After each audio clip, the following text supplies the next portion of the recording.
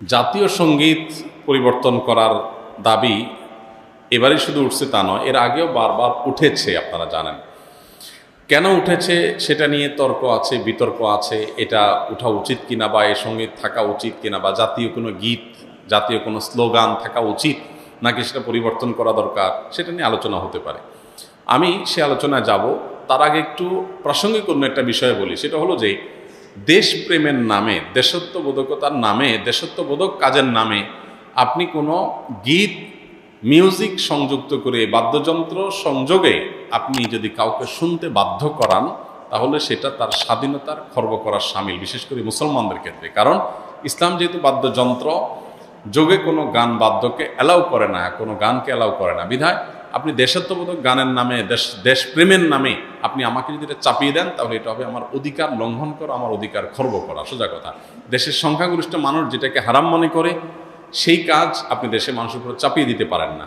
হ্যাঁ, দেশের একটা স্লোগান থাকলো, একটা গীত থাকলো, সেটার কথা মনের ভিতরে যদি আপত্তিকর কোনো কিছু না থাকে, সেটা ভিন্ন বিষয়, অবশ্যই সেটা গ্রহণযোগ্য হতে পারে।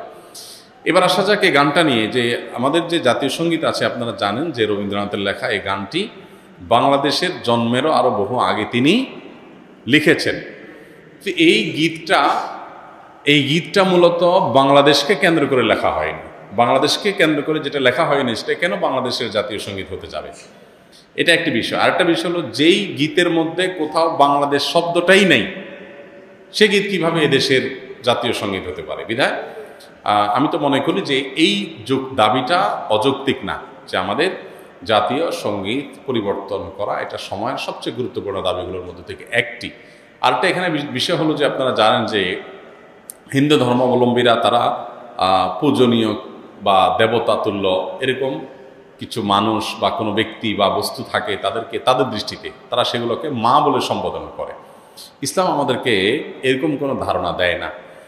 মাতৃভূমির প্রতি ভালোবাসা এটা একটা স্বকীয় বিষয়, এটার জন্য মুসলমান হওয়া প্রয়োজন নাই, এটার জন্য মানুষ হওয়া যথেষ্ট। শুধু মানুষ কেন, অন্যান্য প্রাণীর মধ্যেও কি আছে? নিজের ভূমির প্রতি নিজের টান আছে। একটা কুকুর, একটা বিড়াল, একটা প্রাণীও দেখবেন যে সে যে ভূমিতে থাকে, বসবাস করে, বা যে ভূমিতে তার জন্ম বেড়ে ওঠা, সেটার প্রতি তার সহজাত একটা টান আছে। সেখানে মানুষের মধ্যে তো অবশ্যই আছে।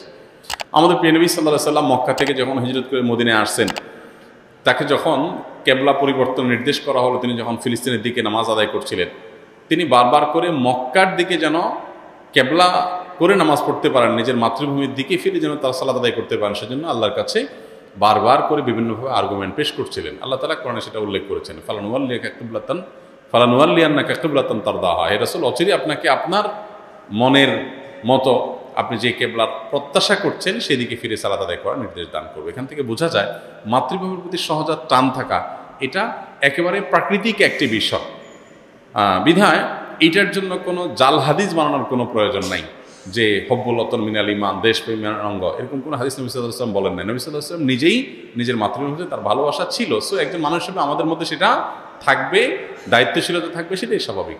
আলাদা করে জাল হাদিস বানানোর প্রয়োজন না। যাই হোক, তো মাতৃভূমির প্রতি টান এক জিনিস, আর সেটাকে পূজা করা আরেক জিনিস। ইসলাম আমাকে এটাকে পূজনীয় করতে বলে নাই।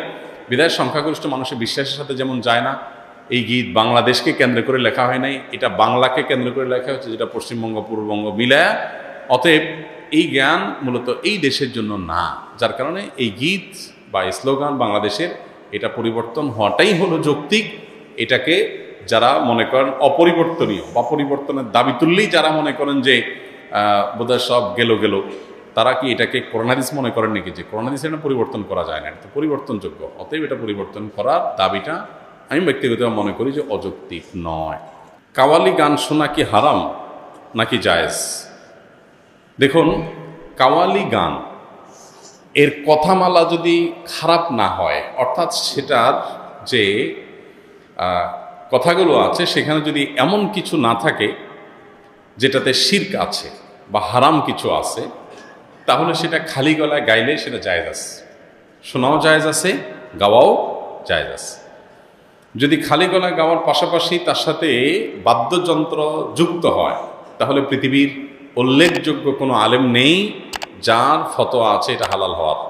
অর্থাৎ সবাই প্রায় একমত যে বাদ্যযন্ত্র যখন যুক্ত হবে, তখন গানের কথামালা ভালো থাকলেও সেটা কি হয়ে যাবে? হারাম হয়ে যাবে। একজন মুসলিম হিসাবে হালাল হারাম মেনটেন করা আমাদের জন্য খুবই গুরুত্বপূর্ণ বিষয়। এটা ঐচ্ছিক কোনো বিষয় না। মনে রাখবেন, শরীয়ত যে বিষয়গুলো হারাম করেছে কিন্তু আমাদের বুঝে আসে না কেন হারাম করেছে, আপনি নিশ্চিত থাকবেন যে অকাট্যভাবে শরীয়তের কোরআন হাদিসের আলোকে যেটি হারাম হওয়া প্রমাণিত হয়েছে সেই বিষয়ে অবশ্যই শরীয়তের কোনো হিকমা বা রহস্য আছে। অর্থাৎ আল্লাহ সুবহানাহু ওয়া তাআলা নিষেধ করেছেন আর কোনো কারণ নাই, লজিক নাই, এটা হতে পারে না। যেমন গানের কথায় যদি আপনি বলেন, গান এর সাথে যখন বাদ্যযন্ত্রের সংমিশ্রণ হয়, মানুষের মনের ভিতরে যে এক ধরনের ভাব তৈরি হয়, এর ফলশ্রুতিতে মানুষ শয়তানের সাথে কানেক্টেড হয়, শয়তান দ্বারা খুব বেশি প্রভাবিত হতে থাকে। শয়তান আমাদের দৈনন্দিন জীবনে, আমাদের ব্যক্তিগত জীবনে, আমাদের উঠা বসায় নানাভাবে আমাদেরকে প্রভাবিত করে। তো এইটা থেকে বেঁচে থাকার জন্য আমাদের সচেষ্ট থাকতে হবে এবং সতর্ক থাকতে হবে। তো শরীয়ত সেজন্য আমাদেরকে বাদ্যযন্ত্রের ব্যাপারে খুবই সতর্ক করেছে।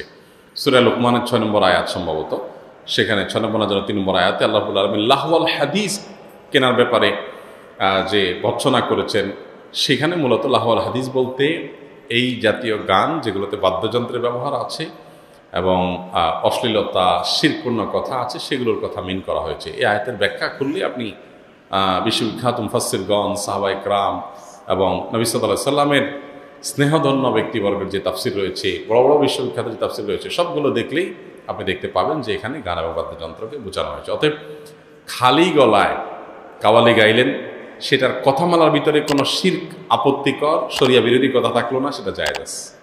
আর যদি শরিয়া বিরোধী কোনো কথা থাকে, অনেক সময় দেখা যায় এই যে কাওয়ালিতে এমন এমন কথা থাকে যে কথাগুলো সবসময় না, কোনো কোনো গানের মধ্যে যে কথাগুলো আসলে শরিয়ার আলোকে সঠিক নয়, গর্হিত, নবী সাল্লাল্লাহু আলাইহি সাল্লামকে মর্যাদা দিতে গিয়ে আল্লাহর পর্যায়ে নিয়ে গেল, তাহলে এটা শিরক হয়ে গেল। তো এইরকম যদি কিছু থাকে তাহলে সেটা খালি গলায় গাওয়া জায়েজ নেই। আর দ্বিতীয়ত হলো যে বাদ্যযন্ত্রের ব্যবহার থাকতে পারবে না, এই দুই শর্তে সেটা জায়েজ আছে। কাওয়ালি হইলেই সেটাকে আমরা নাকি ইসলামিক মনে করে গলদকরণ করি এবং সেটাকে ইসলামিক মনে করি, এটা ইসলামিক না।